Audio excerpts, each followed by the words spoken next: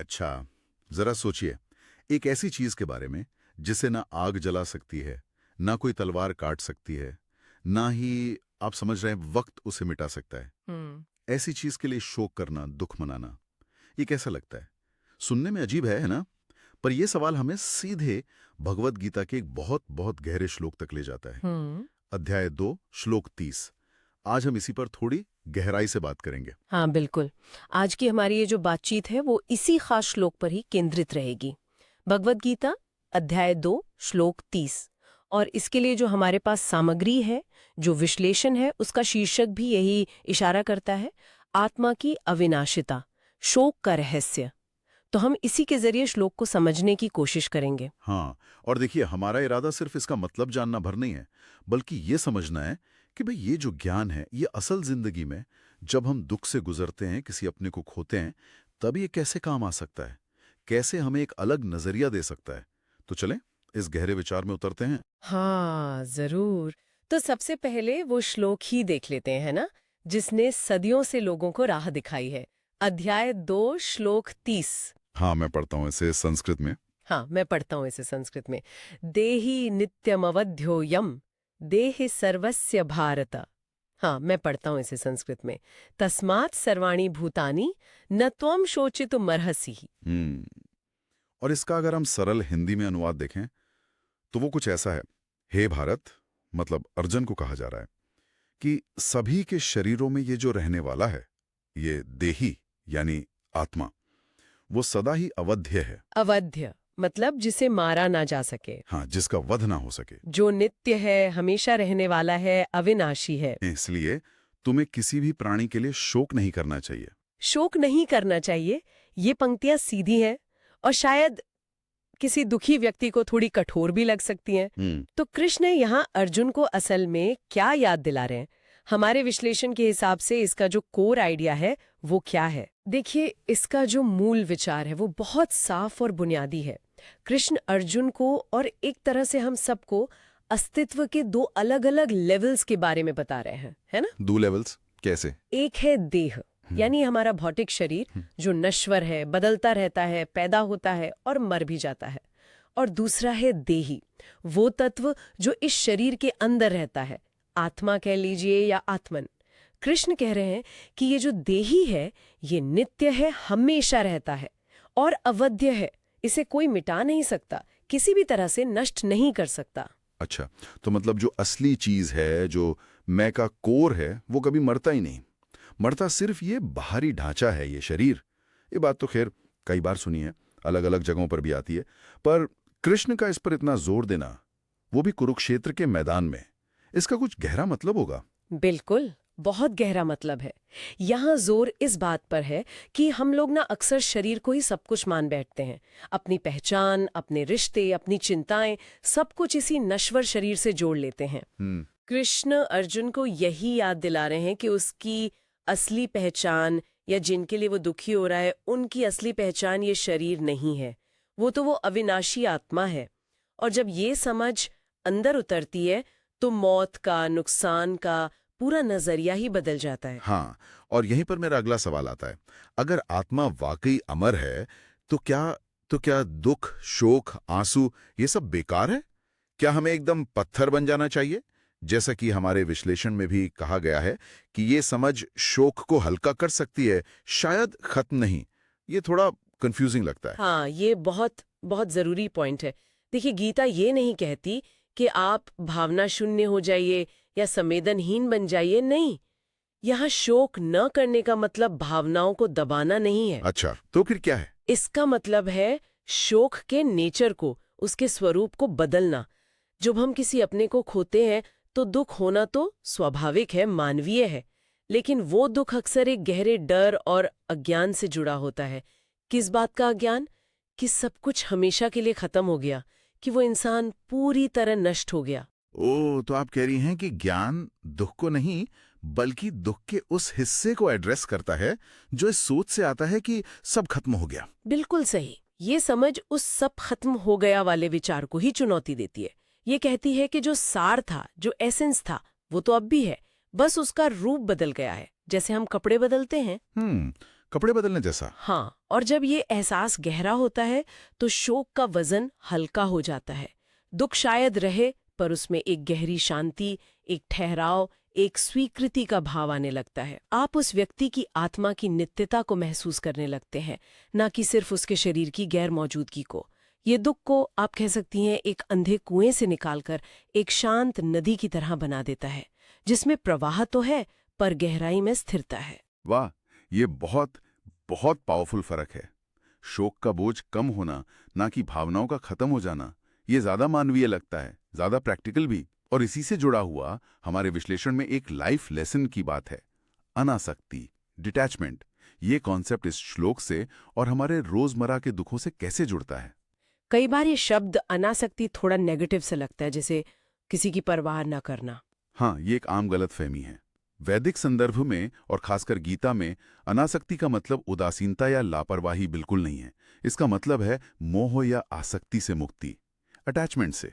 सोचिए, हमारा ज्यादातर मानसिक कष्ट आता कहाँ से है? कहाँ से? जब हम अस्थायी चीजों को स्थायी मानकर उनसे बुरी तरह चिपक जाते हैं, है ना? वो चीजें रिश्ते हो सकते हैं, कोई पद हो सकता है, पैसा संपत्ति हो सकती है, यहाँ तक कि हमारी अपनी राय या पहचान भी। सही कहा। तो जब ये चीजें बदलती हैं या चली जाती हैं, क्योंकि उनका नेचर ही है, तो हमें दर्द होता है, क्योंकि हमने अपनी खुशी, अपनी सिक्योरिटी, सब कुछ उनसे बांध रखा था। बिल्कुल। अब देखिए, ये श्लोक कैसे मदद करता है। जब हम अस्तित्व के इस सबसे बड़े सच को, मतलब आत्मा की अमरता और शरीर की नश्वरता को गहराई से समझने लगते हैं, तो ये समझ धीरे धीरे जीवन के दूसरे एरिया में भी फैलती है। अच्छा, कैसे? हमें ये दिखने लगता है कि सिर्फ शरीर ही नहीं, दुनिया की लगभग हर चीज, हर सिचुएशन, हर रिश्ता, सब कुछ बदलने वाला है, अनित्य है, टेम्परेरी है। तो ये समझ हमें चीजों को उनके असली रूप में देखने में मदद करती है, मतलब अस्थाई और बदलता हुआ। हाँ, और जब हम इस अनित्यता को, इस टेम्परेरी नेचर को स्वीकार कर लेते हैं, तो हम चीजों का आनंद तो लेते हैं, रिश्ते भी निभाते हैं, अपनी जिम्मेदारियां भी पूरी करते हैं, लेकिन उनसे ऐसे नहीं चिपकते कि उनके बदलने या जाने पर हम पूरी तरह टूट जाएं। अनासक्ति का मतलब है चीजों के साथ एक हेल्दी दूरी बनाए रखना, उन्हें कसकर पकड़ने की कोशिश न करना। ये डर से मुक्ति दिलाता है, खोने के डर से। और जब डर कम होता है तो जाहिर है दुख की इंटेंसिटी भी कम हो जाती है। ये उदासीनता नहीं है, ये आंतरिक स्वतंत्रता है। आंतरिक स्वतंत्रता, ये अच्छा एंगल है। मतलब अनासक्ति हमें बांधती नहीं, बल्कि बंधनों से आजाद करती है, रिश्तों या जिम्मेदारियों से नहीं। इसको और अच्छे से समझने के लिए हमारे पास एक कहानी भी है ना, वो बुद्धिमान भिक्षु और उसके मिट्टी के प्याले वाली। हाँ हाँ, बिल्कुल। वो एक बहुत ही सीधी साधी लेकिन गहरी कहानी है जो इस बात को समझाती है। कहानी कुछ ऐसी है कि एक बहुत ज्ञानी भिक्षु थे, ध्यान में गहरे उतरे हुए। उनके पास मिट्टी का एक मामूली सा प्याला था, जिसे वो रोज इस्तेमाल करते थे। एक दिन क्या हुआ कि वो प्याला उनके हाथ से फिसल गया और गिरकर टूट गया, टुकड़े टुकड़े हो गया। अब उनके जो शिष्य आसपास थे वो बेचारे उदास हो गए, सोचने लगे, अरे गुरुजी को कितना दुख होगा, ये तो उनका पसंदीदा प्याला था। हाँ, अक्सर हम ऐसा ही सोचते हैं दूसरों के बारे में। बिल्कुल। लेकिन भिक्षु ने क्या किया, उन्होंने जमीन पर बिखरे उस टुकड़ों को देखा और मुस्कुरा दिए। मुस्कुरा दिए? हाँ। तो शिष्यों को बड़ी हैरानी हुई। उन्होंने पूछा, गुरुजी आपको दुख नहीं हुआ, ये प्याला तो टूट गया। और तब भिक्षु ने जो जवाब दिया वो इस पूरी बातचीत का सार है मेरे ख्याल से। हाँ, क्या कहा उन्होंने? उन्होंने कहा, ये प्याला तो उसी दिन टूट गया था जिस दिन ये बना था। वाह। मैं बस इसके टुकड़ों को अब देख रहा हूँ। मैं तो हमेशा से जानता था कि ये मिट्टी का है, नाजुक है और एक ना एक दिन टूटेगा ही। तो जो चीज अपनी प्रकृति के हिसाब से ही चल रही है, उसके लिए शोक क्यों करना? मैंने इसके साथ रहने का आनंद लिया, अब ये चला गया। क्या बात है। ये प्याला तो उसी दिन टूट गया था जिस दिन ये बना था। ये लाइन तो सोचने पर मजबूर करती है। ये तो भविष्य में होने वाली घटना को वर्तमान की स्वीकृति में बदल देती है। मतलब भिक्षु की शांति का राज यही था, अनित्यता की गहरी समझ और उसे स्वीकार करना। बिल्कुल, कहानी का सार यही है। अगर हम चीजों की नश्वर प्रकृति को पहले से ही स्वीकार कर लें, मन में बिठा लें, तो उनके जाने पर जो झटका लगता है, जो दुख होता है, वो बहुत कम हो जाता है। अब इसे वापस श्लोक 2.30 से जोड़िए। जैसे भिक्षु ने प्याले की मिट्टी की प्रकृति और उसके टूटने को स्वीकार किया, वैसे ही ये श्लोक हमें शरीर की नश्वर प्रकृति को स्वीकार करने में मदद करता है। क्यों? क्योंकि हम जानते हैं कि भीतर का देही, आत्मा, वो शाश्वत है। जैसे प्याले के टूटने पर मिट्टी खत्म नहीं होती, बस उसका रूप बदल जाता है, वैसे ही शरीर के जाने पर आत्मा खत्म नहीं होती, ये समझ हमारे शरीर के प्रति हमारे नजरिए को कैसे बदल सकती है? मान करना सिखाती है। आखिर ये आत्मा का वाहन है, एक जरूरी साधन है, लेकिन साथ ही ये भी याद दिलाती है कि ये वाहन परमानेंट नहीं है। इससे शरीर को लेकर जो बेकार का घमंड होता है या बहुत ज्यादा मोह होता है, वो कम होता है। हम इसका ध्यान रखते हैं, पर इसकी नश्वरता को जानते हुए, और यही समझ हमें दूसरों के शरीरों को भी उसी नजर से देखने में मदद करती है। वो भी अस्थायी घर है जिनके अंदर शाश्वत आत्मा रहती है। ये तो वाकई एक गहरा बदलाव ला सकता है कि हम खुद को और दूसरों को कैसे देखते हैं। तो अगर हम आज की इस पूरी चर्चा को समेटें, इसके जो मुख्य बिंदु हैं उन्हें एक जगह लाएं, तो क्या निकल कर आता है? मेरे ख्याल से सबसे पहली और सबसे जरूरी बात तो यही है जो श्लोक 2.30 हमें सीधे सीधे बताता है। हमारे होने का जो सार है, यानी आत्मा या देही, वो नित्य है, हमेशा रहने वाला है, अविनाशी है। जबकि ये जो भौतिक शरीर है, देह, ये अस्थायी है, नश्वर है। ये बेसिक फर्क समझना बहुत जरूरी है। पहला पॉइंट ये। और दूसरा कि इस समझ का मतलब ये कतई नहीं है कि हम इमोशनली सुन्न हो जाएं। दुख होना मानवीय है, लेकिन ये ज्ञान शोक के अनुभव को बदल देता है। ये हमें उस डर से कि सब नष्ट हो गया, उससे निकाल कर स्वीकृति और शांति की तरफ ले जाता है। इससे दुख का बोझ हल्का महसूस होता है।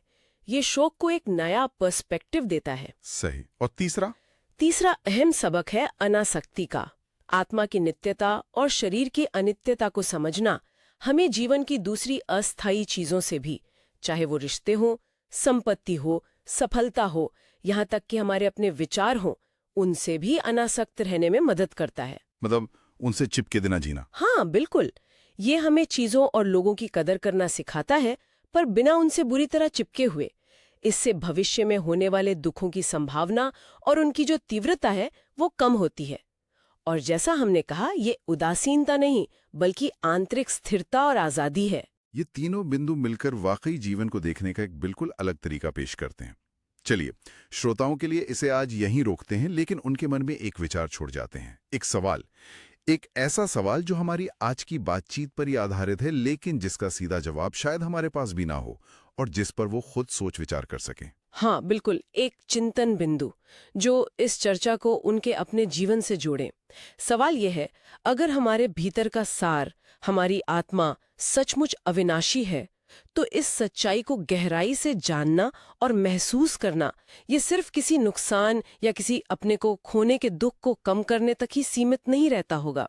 ये समझ हमारे जीवन जीने के तरीके को कैसे बदल सकती है। इस अस्थायी दुनिया के साथ हमारा जो रोज का व्यवहार है, हमारे रिश्ते हैं, हमारी चुनौतियां हैं, उनको फेस करने के ढंग को कैसे बदल सकती है। क्या ये हमें ज्यादा निडर बना सकती है, शायद ज्यादा करुणामय, या फिर जीवन के हर पल को, चाहे वो सुख का हो या दुख का, उसे ज्यादा गहराई से, ज्यादा जागरूकता से जीने के लिए प्रेरित कर सकती है? ये वाकई एक बहुत गहरा सवाल है। ये सोचना कि अविनाशी होने का ये एहसास हमारे रोज के कामों को, हमारे जीने के अंदाज को कैसे बदल सकता है, इस पर विचार करना अपने आप में एक यात्रा है।